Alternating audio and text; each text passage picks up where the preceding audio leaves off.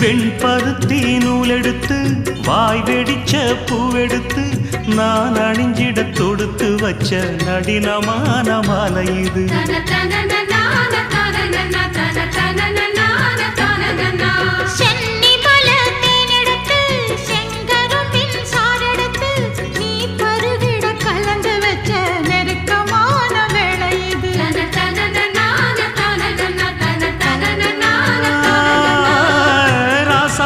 உடம்பிருக்கும் ரவிக்க துணி நானாக அன்னாடம் சூடி கொள்ள ஆசை வச்சாகாதா.